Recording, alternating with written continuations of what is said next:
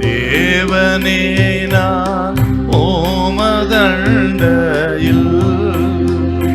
இன்னும் நெருங்கி சேர்வதே என் ஆவல் பூமியில்.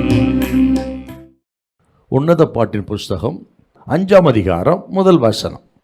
என் சகோதரியே, என் மணவாழியே, நான் என் தோட்டத்தில் வந்தேன்.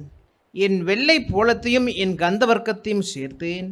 என் தேன்கூட்டை என் தேனோடு புசித்தேன். என் திராட்சரசத்தை என் பாலோடும் குடித்தேன். சிநேகிதரே, புசியுங்கள்.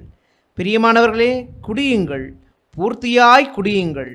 என் சகோதரியே, என் மணவாளியே, நான் என் தோட்டத்தில் வந்தேன் அப்படின்னு சாலமோன் சோலமத்தியை பார்த்து சொல்றது போல் இருக்கிறது.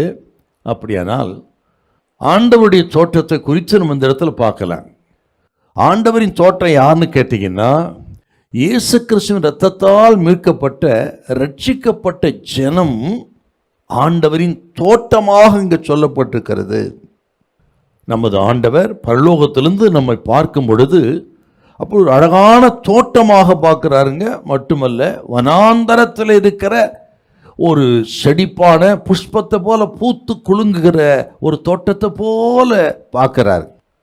ஆனால் உலகத்தாரை, ரட்சிக்கப்படாத மக்களை உலகத்தாரை பார்க்கும் பொழுது வனாந்தரத்தில் இருக்கிற முள்ளும் குறுக்கை போல பார்க்க, அப்படித்தாங்க உலகத்தையே கர்த்தர் பார்க்கிறார்.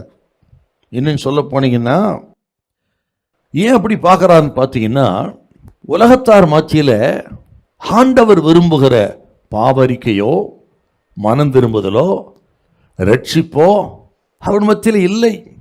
பரிசுத்தம் இல்லை, ஜெபம் இல்லை, கிருபை இல்லை. இப்படி ஆண்டவர் சிநேகிக்கிற ஒன்றும் இடத்துல இல்லை. ஆகவே தான் ஒரு முள்ளங்குறுக்கை போல வனாந்தரத்தில் இருக்கிற முள்ளங்குறுக்கு இருக்கிறார்கள். அவர்களை ஆண்டவர் அப்படித்தான் அவர்களை பார்க்கிறார். இதை கேட்கிற கர்த்தருடைய பிள்ளைகளே, நம்ம யார் இருக்கிறோம், ஆண்டவர் நம்ம எப்படி பார்க்கிறார், நம்மை பார்க்கும்பொழுது கர்த்தர் சந்தோஷப்படுகிறாராங்கிறத கொஞ்சம் யோசிக்கணுங்க. நம்மை பார்க்கும் பொழுது, நம்ம சத்தத்தை கேட்கும் பொழுது, நாம் ஜெபிக்கும் பொழுது நம்மை கண்டு ஆண்டவர் சந்தோஷப்படுங்க. அப்படி சந்தோஷப்படுகிற கர்த்தரின் தோட்டமா நம்ம இருக்கணும். நமது வாழ்க்கை அவருக்கு மகிழ்ச்சியா இருக்கணும். நற்கந்தம் வீசுகிற வாழ்க்கையாய், வாசனைன்னு சொன்ன சாட்சின்னு அர்த்தங்க. நமது வாழ்க்கை சாட்சியுள்ள வாழ்க்கையாய், கர்த்தருக்கு பிரியமான வாழ்க்கையாய், நற்கந்தம் வீசக்கூடிய வாழ்க்கையாய் இருக்கும் என்று சொன்னால், ஆண்டவர் அன்றைக்கு சாலமோன் தோட்டத்தில் உலாவினவர் நமது வாழ்க்கையில் நம்மோடு கூட திருச்சபை உலாவி நமக்கு சந்தோஷத்தை கொடுப்பார். அப்படின்னா நாம் எப்படி அன்று தோட்டமாக இருக்கணுங்க. அவர் நம் தோட்டத்தில் உலாவ கூடி அழகான ஒரு தோட்டமாக இருந்து விட்டார். இந்த உலகத்தில் ஒரு குறைய அப்பா நமக்கு வைக்க மாட்டார். நம்மளை ஆசீர்வதிப்பார், குறையில்லாமல் நடத்துவார். ஆத்துமாதாயம் பண்ணுறது ஒரு கனி, பரிசுத்தமாக வாழ்வது ஒரு கனி, நற்கிரிகளை செய்வது ஒரு கனி, உதவின் வழியாக ஸ்தோத்திர பலி ஒரு கனி. இப்படிப்பட்ட கனி கொடுக்கிற நல்ல தோட்டமாக உங்கள் தோட்டம் இருக்கட்டும், வாழ்க்கை இருக்கட்டும்.